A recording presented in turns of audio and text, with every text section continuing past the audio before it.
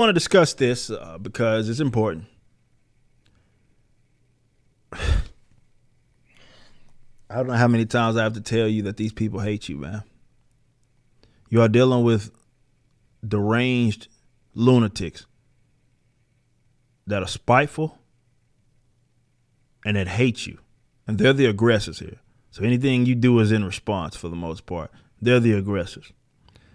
Rasmussen did a report or their poll, so it's not just some rinky-dink poll. And I'm not here to even discuss like what the poll actually says per se, to the T, like what the numbers are, and act like that's the entire representation. No, it's more so to point out the significant number of people that support these policies.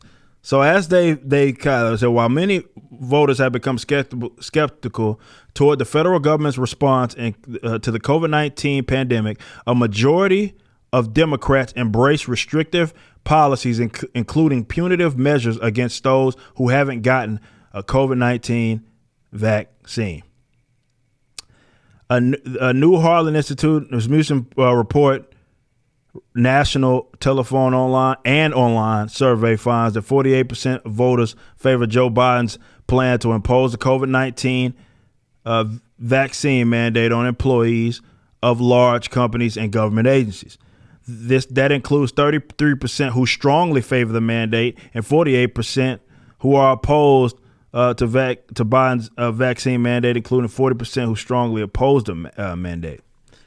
So almost 50% of basically the voters support his plan.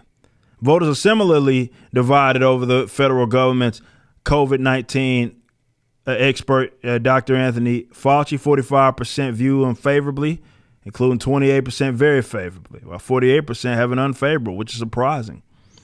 Still too high of people that favor him. The split among voters is the result of deep partisan divisions. While 78% of Democratic voters support the Biden administration COVID-19 vaccine mandate plan, only 22% and 41% of voters not affiliated with either major party support the vaccine. 22% is a lot of chicken shit. That's still high chicken shit Republicans that support Biden's COVID policy.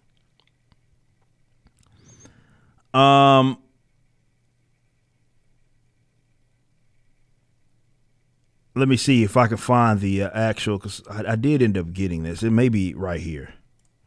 Let me see. Is this it?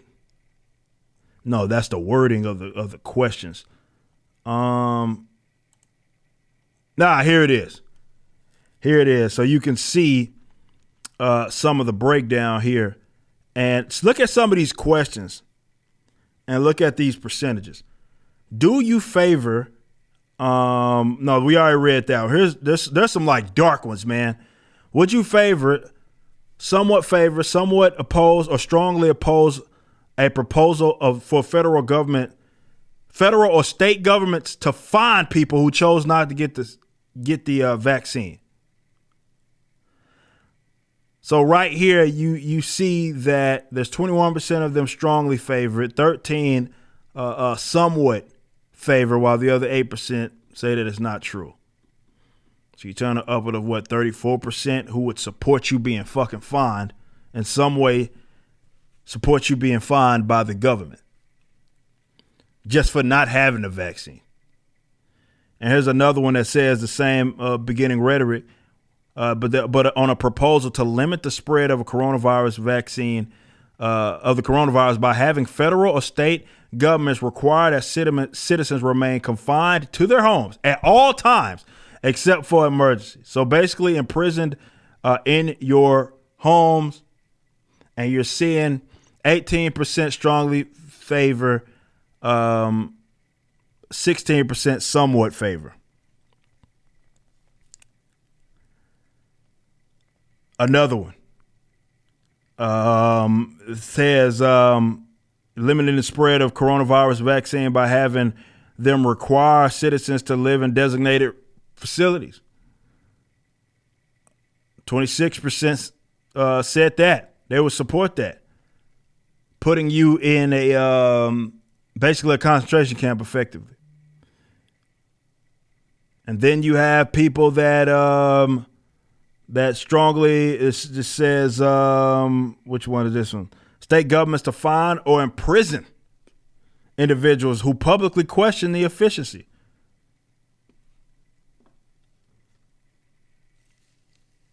Closing in on 30% of people that support that. You being fined or imprisoned for questioning the efficiency of the vaccines.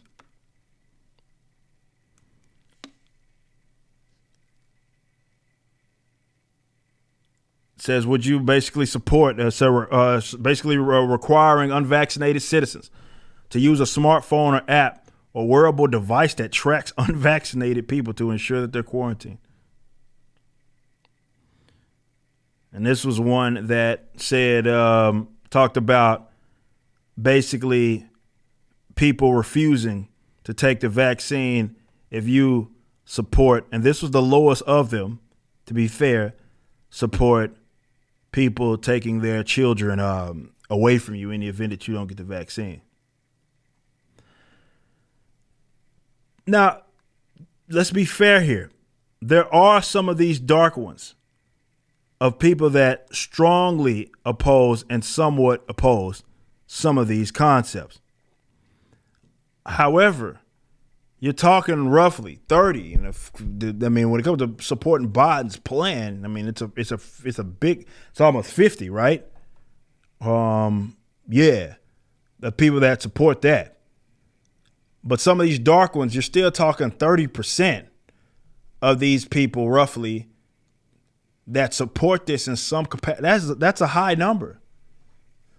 And I think when discussing public policy and why it is the way that it is, yeah, you can sit up here and say that it's still like a rather minority of it, but it's a significant amount. There's a difference between that. You know, it's statistically significant still.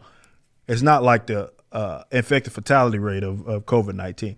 We're talking like statistically significant that there are people out there that support imprisoning you, fining you, confining you to your home, wearing tracking devices because of your vaccination status.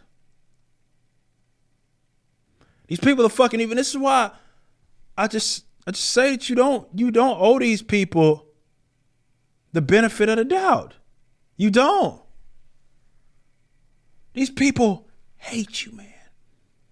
And they're dangerous as fuck. They hate you.